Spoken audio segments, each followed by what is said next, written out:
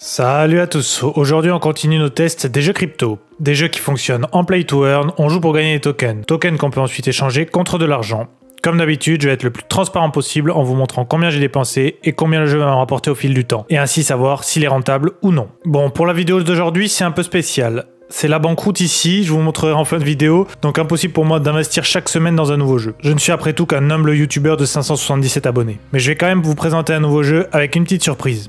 Game of Block donc est un jeu de rôle NFT utilisant les smart contracts Ethereum. Pour l'instant, le jeu n'est pas encore vraiment jouable, mais vu l'investissement de l'équipe, je pense qu'ils ont prévu quelque chose de bien cool. Donc le but premier est d'obtenir un land pass pour avoir sa terre sur le jeu au moment de son lancement. Pour en obtenir un, ils mettent en place de nombreux giveaways et jeux concours. Vous avez par exemple des énigmes à résoudre sur le jeu, ou des concours de mèmes ou d'art sur le Discord. D'ailleurs, j'avais tenté le coup avec un visuel, mais je n'avais malheureusement pas gagné. Je pense qu'il est également possible d'en obtenir un via les coffres disponibles dans le jeu qui seront déverrouillés bientôt. Pour avoir des coffres, il faut également faire quelques petites actions sur le site. Même si on ne sait pas encore vraiment ce que sera le jeu dans le futur, je conseille aux amateurs de jeux de rôle de se rendre sur le Discord du jeu, c'est assez actif avec 20 000 abonnés. J'ai cru comprendre qu'il y avait une sorte de PVP avec des gemmes à gagner, mais j'avoue j'ai mal fait mon travail de renseignement. Je ne peux malheureusement pas vous en dire trop sur le sujet. Je vous invite donc à m'en dire plus en commentaire si jamais vous avez des infos là-dessus.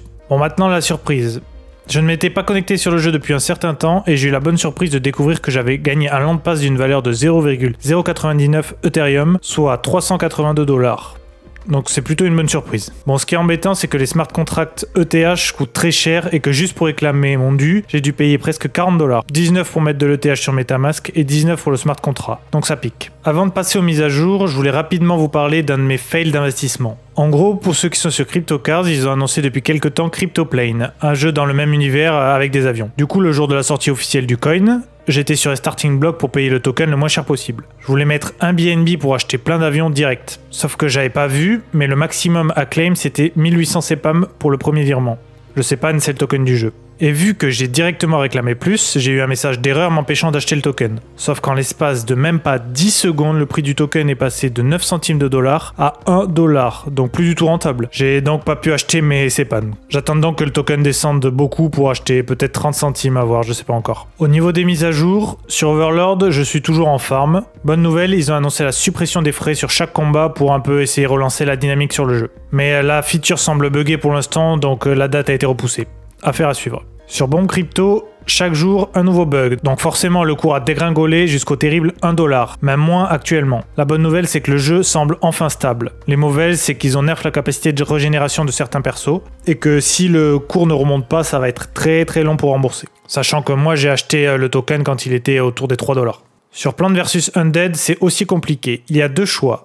Soit je farm au maximum avec les plantes que j'ai déjà pour sortir le max de PVU possible avant que le transfert devienne trop cher pour limiter la casse, soit je décide de faire confiance au jeu avec le PVP pour espérer me rembourser plus tard. Mon choix n'a pas été encore fait, vous en pensez quoi? Sachant qu'ils ont annoncé des nouvelles du PVP et que visiblement ça n'a pas l'air folichon niveau rentabilité. Le clonage de ces plantes commence le 20 octobre visiblement et il parle de 4 points importants. Le début du PVP sera en non classé pour permettre aux équipes de gérer le matchmaking. Les récompenses seront des objets qui permettront d'obtenir de nouvelles plantes. Donc c'est pas des graines mais c'est tout comme, donc toujours pas de PVU à l'horizon, à part en revendant ces plantes évidemment. Mais bon, si personne veut acheter des plantes, ça va être compliqué. Le mode classé sera disponible quant à lui après la bêta test avec un format saisonnier, où à chaque fin de saison le classement sera réinitialisé. Et là, en revanche, les récompenses seront des FPVU en fonction du classement. Il reste de l'espoir donc à voir. Sur CryptoCars, tout va toujours bien, j'ai pu m'acheter une 4e voiture, un beau bus. Le cours reste stable, même si j'ai eu une petite frayeur le jour de la sortie de CryptoPlane. Un léger crash, mais tout est rentré dans l'ordre. Les récompenses des Car Workshop peuvent être claim. Vu que j'ai pas mis grand chose dedans, ça me rapporte pour mes 3 Car Workshop